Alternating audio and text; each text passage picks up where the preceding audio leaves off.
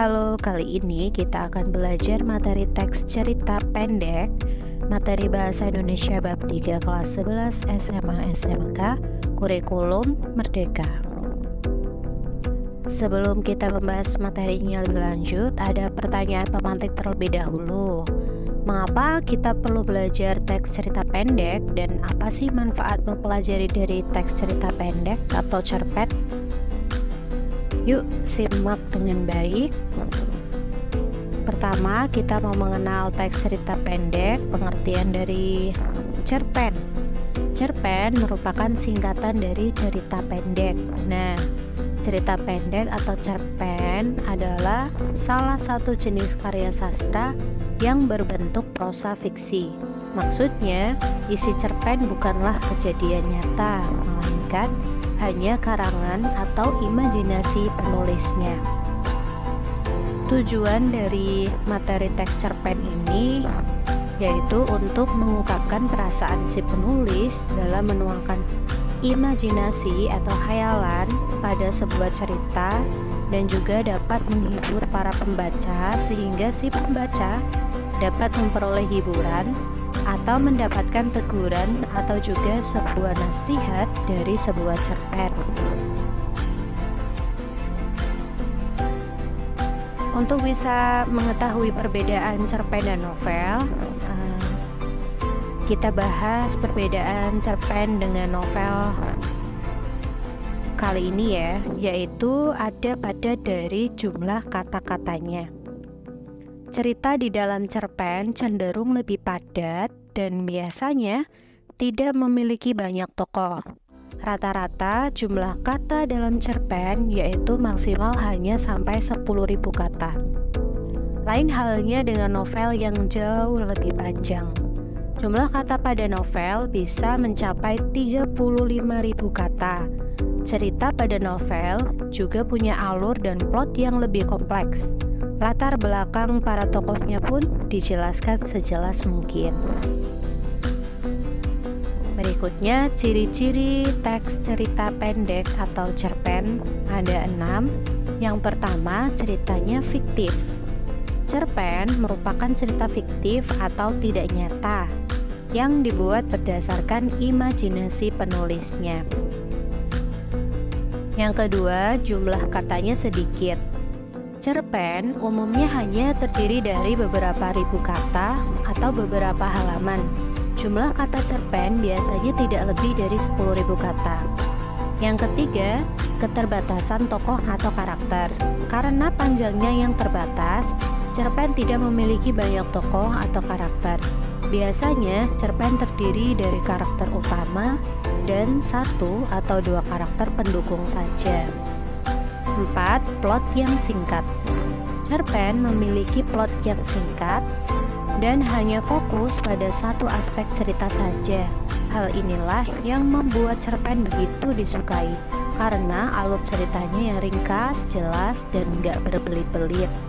Yang kelima, gaya bahasa yang padat. Cerpen ditulis menggunakan gaya bahasa yang padat dan menggunakan kalimat efektif. Ini dilakukan untuk meminimalisir penggunaan jumlah kata agar tidak terlalu bertele-tele. Yang keenam, punya kesan mendalam. Meskipun singkat, cerpen seringkali meninggalkan kesan yang mendalam kepada pembaca. Alasannya, karena cerpen punya gaya penulisan yang kuat, karakter yang menarik, dan tidak terlalu banyak konflik. Nah, secara umum cerpen memiliki 5 jenis fungsi, yaitu yang pertama, fungsi rekreatif. Fungsi rekreatif ini untuk memberikan rasa senang, gembira, dan menghibur pembacanya. Yang kedua, fungsi estetis, untuk memberikan keindahan bagi pembaca karya sastra. Yang ketiga, fungsi moralitas, berfungsi memberikan nilai-nilai moral kepada pembaca sehingga pembaca mendapat pengetahuan tentang yang baik dan yang buruk. Yang keempat, fungsi didaktif, untuk mengarahkan dan mendidik para pembaca dengan nilai-nilai kebenaran dan kebaikan di dalam cerita.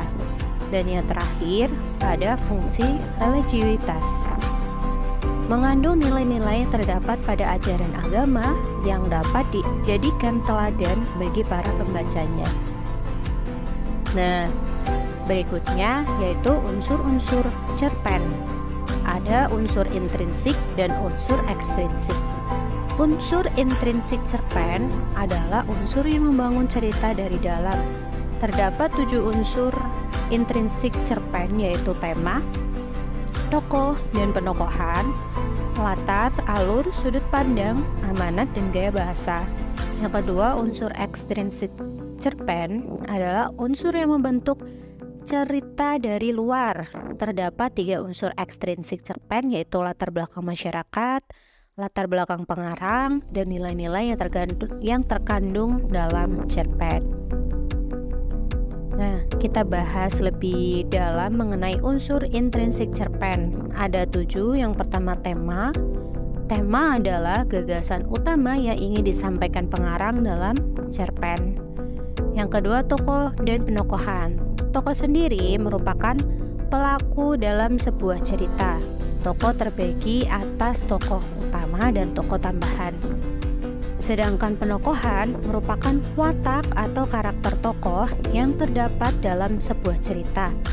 Dalam menentukan karakter sebuah tokoh, kita bisa membaginya menjadi beberapa macam. Di antaranya tokoh protagonis, antagonis, tritagonis, dan figuran. Yang ketiga, latar. Latar merupakan gambaran tempat, waktu, dan suasana cerpen. Yang keempat, alur dan plot. Alur adalah rangkaian kronologi peristiwa dalam cerita pendek. Kemudian alur dibedakan menjadi alur maju, alur mundur, dan alur campuran. Sementara itu, plot merupakan gambaran peristiwa yang mengandung hubungan sebab akibat. Nomor 5, sudut pandang. Sudut pandang berisi pandangan pengarang terhadap cerpen. Bisa aja pengarang menjadi orang pertama atau orang ketiga. Yang keenam, amanat. Amanat merupakan pesan moral yang ingin disampaikan oleh penulis kepada pembaca melalui cerpen. Yang ketujuh, gaya bahasa. Gaya bahasa cerpen berfungsi untuk memberikan kesan yang lebih menarik, umumnya dengan menggunakan majas. Nah, berikutnya, unsur ekstrinsik cerpen ada nilai-nilai yang terkandung di dalamnya. Ada 4 nilai. Yang pertama, nilai agama. Nilai agama adalah hal-hal yang berkaitan dengan ajaran agama. Nilai yang terkandung di dalam cerpen ini bisa dijadikan pelajaran dalam kehidupan nyata. Yang kedua, nilai sosial. Nilai sosial adalah nilai yang bisa dipetik dari interaksi-interaksi tokoh-tokoh yang ada di dalam cerpen. Yang ketiga, nilai moral adalah nilai-nilai yang terkandung di dalam cerpen yang berkaitan dengan akhlak atau etika yang berlaku di dalam masyarakat. Dan yang keempat, nilai budaya. Nilai budaya adalah nilai-nilai yang berkenaan dengan nilai-nilai kebiasaan, tradisi, dan adat istiadat yang berlaku di masyarakat yang diceritakan di dalam cerpen. Nah, itu dia tadi unsur intrinsik dan ekstrinsik. Berikutnya kita belajar mengenai struktur cerita pendek. Ada 6. Yang pertama, abstrak. Abstrak merupakan bagian cerpen yang menggambarkan keseluruhan isi cerita. Yang kedua, orientasi. Orientasi cerpen berisi penentuan peristiwa yang menciptakan gambaran visual dari latar, atmosfer, dan waktu dari cerita. Di bagian ini, kamu juga akan menentukan pengenalan para tokoh, menata adegan, dan hubungan antar tokoh. Yang ketiga, rangkaian peristiwa. Pada bagian ini, kisah akan berlanjut melalui serangkaian peristiwa satu ke peristiwa lainnya yang tidak terduga. Dan yang keempat, komplikasi. Komplikasi ini berisi konflik atau puncak masalah, pertentangan atau kesulitan-kesulitan bagi para tokohnya yang mempengaruhi latar waktu dan karakter. Yang kelima, resolusi. Resolusi menceritakan solusi dari masalah atau tantangan yang dicapai. Kamu juga akan mengetahui bagaimana cara pengarang mengakhiri cerita. Dan yang terakhir, koda. Koda merupakan komentar akhir terhadap keseluruhan isi cerita. Bagian ini juga bisa disebut simpulan cerpen. Nah, berikut ini jenis-jenis dari cerita pendek. Yang pertama, cerpen kilat atau cerita mini. Cerpen kilat adalah cerpen yang isinya sangat pendek, yaitu hanya terdiri atas 3.300 sampai 750 kata. Yang kedua, cerpen drabble, yaitu jenis cerpen yang super singkat, lebih singkat dari cerpen kilat, yaitu hanya terdiri dari 100 kata saja.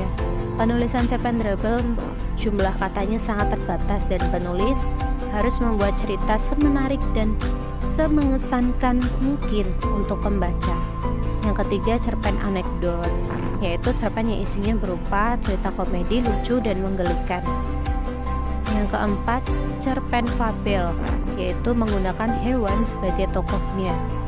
Yang kelima, cerpen panjang, yaitu cerpen yang terdiri dari 5.000 sampai 10.000 kata. Jenis cerpen ini biasanya akan menyampaikan plot cerita yang jauh lebih panjang dengan alur yang santai.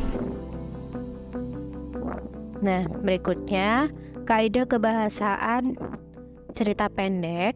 Yang pertama, mengandung kalimat bermakna lampau, seperti pada suatu senja, beberapa tahun lalu, beberapa tahun silam, dan sebagainya. Yang kedua, menyatakan urutan waktu dengan konjungsi kronologis, seperti sejak saat itu, setelah itu, mula-mula, kemudian, sebelum, lalu, dan sebagainya. Yang ketiga, menggunakan kata kerja atau verba yang mengandung tindakan, seperti memotong, memotret, memakai, memasak, serta kata kerja yang berhubungan dengan perasaan seperti merindukan, mengasihi, atau menyakiti. Dan yang keempat, menggunakan kalimat tak langsung, seperti menanyakan, mengungkapkan, mengatakan bahwa, serta kalimat langsung berupa percakapan antar tokoh dengan tanda kutip. Nah, berikut ini ada contoh teks cerita pendek berjudul Suatu Sisi Dalam Hidupmu oleh Andriana. Silakan bisa dicermati, ada bagian orientasi, komplikasi, dan resolusi.